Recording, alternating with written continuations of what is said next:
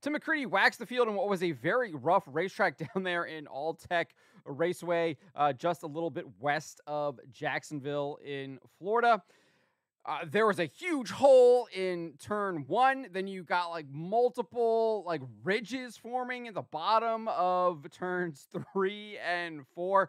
But Tim McCreadie was able to manage it and took home the win, fended off Daulton Wilson, who attempted to give him a run for his money in the closing laps, but he fell victim to this giant hole in turn one. Really cost him a chance at really making a run at McCreadie. Lost a ton of time hitting that hole, trying to work around the lap car of Cody Overton, and Tim McCreadie ran away with it. Before we get to this, I'd like to ask you, please hit that subscribe button, hit that bell for notifications so you don't miss any of our future videos here at John Trent Racing. You can see the top 10 on your screen. Tim McCreadie was first, Daulton Wilson second, Ryan Gustin third, Tyler Bruning fourth, Clay Harris fifth, Ashton Winger sixth, Kyle Bronson seventh, Brandon Shepard eighth. He was the hard charger. Dennis Erb Jr. was ninth, Devin Moran 10th. Brandon Shepard came from a provisional. He started on the last row of the race. Ended up finishing in eighth there. Great finish for him after having a terrible night. Obviously not qualifying very well, not getting in on the heat race, and then not qualifying in a B main, having to settle for a provisional. But let's take a look at what happened here. This is kind of the move of the race. You can see Tim McCreadie is there in kind of that, get the American flag on his roof, black, yellow, and blue car on his hood. And then Daulton Wilson is in the black and white number 18 car right behind him. Let's take a look here at what Tim McCreadie does to fend off Daulton Wilson and what ends Daulton Wilson's chances of challenging McCreadie for the lead.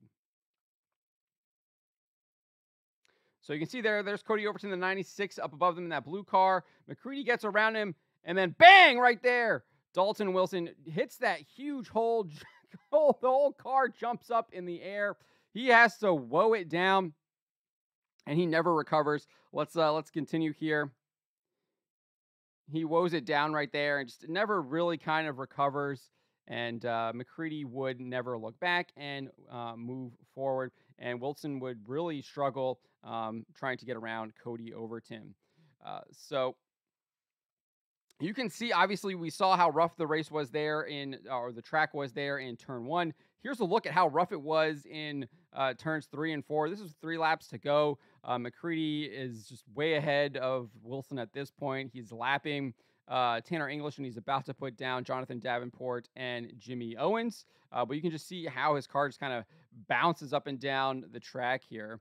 I mean, these guys were wheeling it out there tonight, obviously probably working really hard to keep those cars turning left and going straight down the straightaways. But take a look at this here.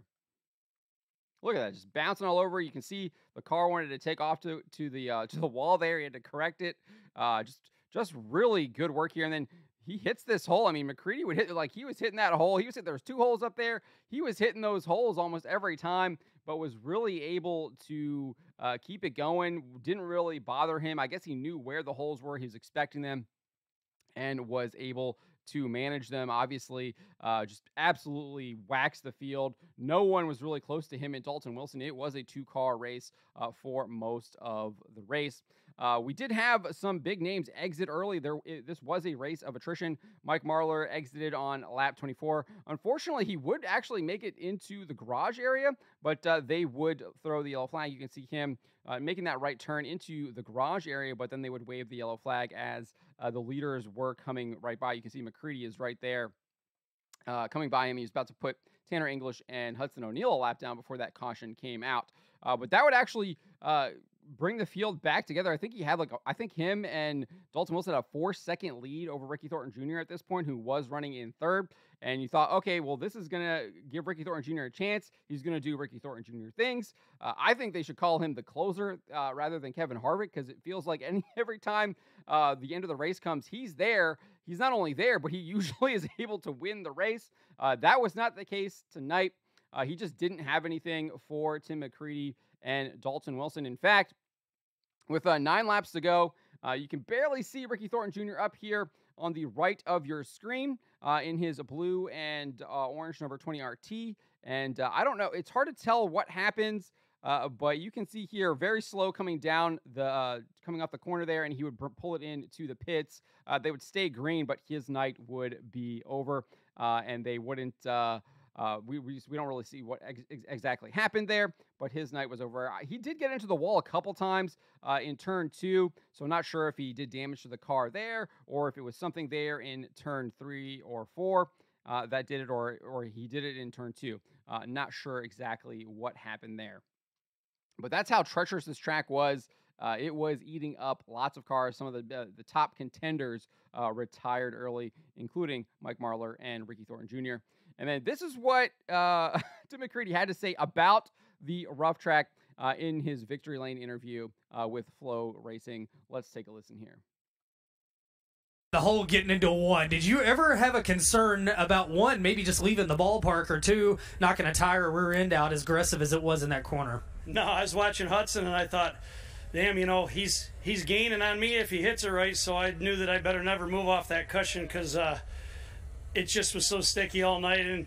And honestly, I actually eased up getting in and backed my car up a little bit and got me through the hole a little better. And I always feel like somebody's right behind me the whole race, so I don't usually I got 100 and that's it, and never anything less, so I try my best all the time out there. And just want to thank all of our sponsors that do this. So that is what Tim McCreadie had to say about the hole. He wasn't really worried about it at all. He did say he was backing it down a little bit, and it was allowing him to manage it. But it's hard to it was hard to realize that he was backing it down. He was so far ahead of everyone else on the track, putting up those huge numbers. Again, him and Daulton Wilson were ahead of third place Ricky Thornton Jr. by over 4 seconds before that last caution came out with what 24 laps to go. With Mike Marlar. Here is the My Race Pass finishing list. You can see McCreadie finished in first. Daulton Wilson was second.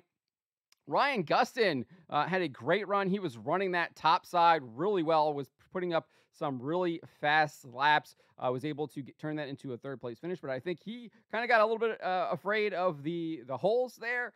They were roughing him up a little bit, and I guess he kind of maybe a little backed it off a little bit and then went to the bottom just to avoid maybe potentially wrecking the car. Tyler Bruning finished in fourth. It's hard to know if that's exactly what happened because they kind of moved the camera away from him. So just going on what James Essex and Dustin Jarrett had to say about that. Tyler Bruning finished in fourth. Clay Harris had a great run, up 12 spots. He got in a B main, so he obviously started towards the end of the field, but moved up 12 spots.